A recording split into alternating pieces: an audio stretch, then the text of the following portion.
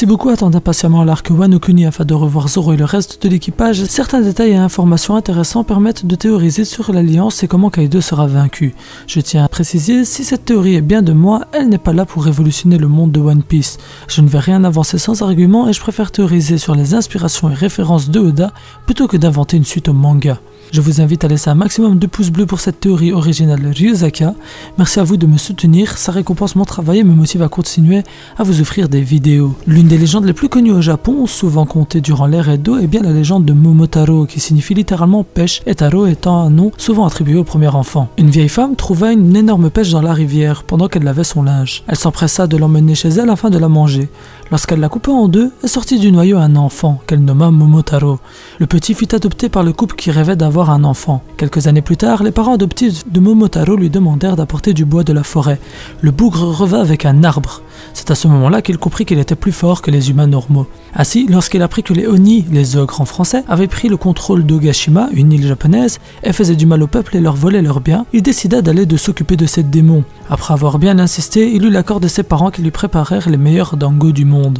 Sur sa route, il tomba sur un chien qui parlait, lui proposant en échange de lui offrir un dango de l'accompagner chez les Oni. Le chien fut suivi par un singe, puis un faisan qui furent le même échange. Pour pénétrer dans le domaine des ogres, il fallait franchir une autre porte barricadée. Le faisan s'assura que la voie était libre pour que le singe puisse aller tirer le verrou, puis le chien poussa le battant. Ce suivit d'un combat entre le groupe de Momotaro et les Oni.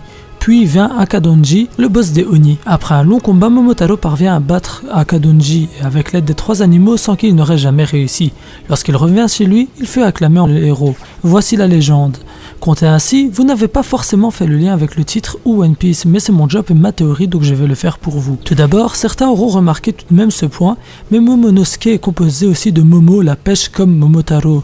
Il s'agit de 2 enfants et les représentations dessinées de Momotaro font beaucoup penser à Momonosuke, mais les coïncidences ne s'arrêtent pas là. En effet, l'attirance qu'a Momonosuke pour les poitrines pourrait être en plus d'un running gag, un foreshadowing vers la pêche de Momotaro. Comme pour le conte, Momonosuke a un élément déclencheur lui faisant prendre conscience qu'il n'est pas comme les autres. Je parle bien du fait d'avoir réussi à donner un ordre à Zunisha. Ensuite, pour les plus malins d'entre vous, on remarque que Momotaro fut aidé de 3 animaux. Ces 3 animaux peuvent représenter des personnages dans One Piece. Tout d'abord, les animaux de la marine avant l'ellipse. Akainu le chien, Aokiji le faisan et Kizaru le singe. Mais pas que si on s'intéresse à l'entourage de Momonosuke. Pour continuer la théorie, car bien évidemment je ne dis pas que les amiraux aideront Momonosuke, je mets juste en avant les inspirations de l'auteur. Ces animaux peuvent être retrouvés autre part. En effet, Monkey D. Luffy le singe, son nom de famille fait le lien entre l'animal du conte et le protagoniste du manga. Les Minks se sont divisés en 2 groupes à la fin de l'arc Zou. Inuarashi, qui représente le chien de la légende, accompagne Momonosuke et le reste de l'alliance Law Mugiwara à Wano Kuni. Pour finir, le deuxième groupe des Minks a été chercher le reste de l'équipage de Barbe Blanche, commandé par Marco le Phénix. Le Phénix est bien évidemment pas un faisan, mais selon plusieurs historiens, les légendes du Phénix sont nées d'une désillusion du faisan doré, qu'ils considéraient comme mythique et légendaire. Ainsi, nous avons 3 leaders représentant parfaitement les 3 animaux. Cette alliance permet à Momotaro de battre le chef des Oni, le Akadonji, afin de récupérer Ogashima, qui sera Wano Kuni dans le manga One Piece. Tiens, Oni, et qui a une apparence similaire à celle du Oni dans One Piece, et qui a un lien avec Momonosuke? Vous l'aurez deviné, c'est bien Kaido. De plus, cette légende fut contée et popularisée durant l'ère Edo, période correspondant parfaitement au pays de Wa, à Wano Kuni. Pourquoi? Car il s'agit de l'ère où le Bakufu d'Edo, l'ancienne Tokyo, est instauré. Si le shogunat Tokugawa restaure la paix à l'intérieur du Japon, il va également l'isoler du reste du monde durant 2 siècles et demi. À la fin de cette ère, le Japon s'ouvre aux États-Unis puis au monde entier. Dans One Piece, Wano Kuni s'est renfermé sur lui. On peut imaginer le coup d'état apporté par Momonosuke et son groupe comme l'apport d'une nouvelle ère. Momonosuke, qui est un successeur légitime au shogunat, pourra instaurer un nouveau Bakufu. Nous avons donc un personnage dont le nom est composé de pêche, très japonais, dans l'ère Edo ou sa correspondance à Wano Kuni. Ce dernier comprend qu'il est différent lors d'un événement, ainsi il décide d'aller dans l'île monopolisée par les Oni, accompagné d'un chien, d'un singe et d'un faisan. Ils parviennent à libérer l'île du gourou du Oni et le groupe devient célèbre pour ses mérites. Il y a énormément de points communs entre le conte et notre alliance pour battre Kaido. Ainsi, dans une précédente théorie où j'avais mis en avant le parallélisme entre le pré-ellipse et le post-ellipse, j'avais affirmé que Kaido correspondait à Oz, non pas seulement en termes de physique, mais aussi par rapport à ce dit parallélisme. En effet, Arabastas et Dressrosa, avec le même fonctionnement, Zou était une île mythique impossible à atteindre comme Skypiea, et Luffy, accompagné de son équipage, ira sauver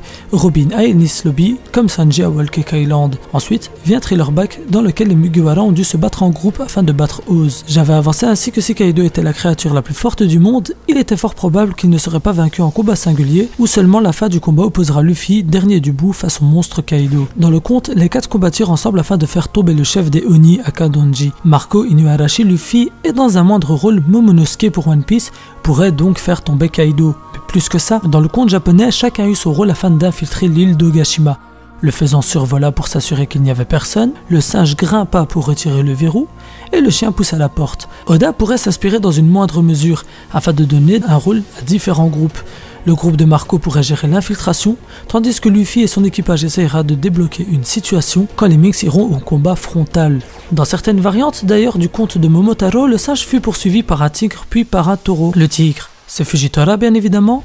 Tora de son prénom veut dire tigre, tandis que Toro fait partie du nom de Rogyoku, le dernier amiral de la marine. Si Fujitora fut envoyé à Dressrosa, il est totalement possible que Rogyoku soit envoyé et ait un rôle à jouer durant l'arc Wano Kuni. Ainsi, après une petite analyse, on remarque que Fujitora a une idéologie de justice très proche de celle de Aokiji, donc totalement opposée à celle d'Akainu, que j'ai analysé dans l'épisode de Focus consacré à l'amiral en chef. Ainsi, il est logique de penser que Rogyoku sera le nouvel Akainu des amiraux, l'amiral ferme avec une idéologie de la justice terne et sans valeur, capable de jouer des coups fourrés. Sera-t-il là pour faire tomber Luffy ou Kaido? Tant de questions sans réponse, mais ce n'est pas le sujet de cette théorie qui vient de se terminer. J'espère que la vidéo vous a plu. Si c'est le cas, comme dit plus tôt dans la vidéo, n'hésite pas à laisser le pouce bleu, c'est très motivant et gratifiant. De partager la vidéo et de laisser ton avis sur la théorie en commentaire. Tu peux aussi me rejoindre sur les réseaux sociaux, les liens sont dans la description. C'est Ryuzaka, El Psy Konguru. Attendez, mais qu'est-ce que c'est? Nani? C'est la flotte de Ryuzaka! Abonne-toi pour rejoindre ma flotte.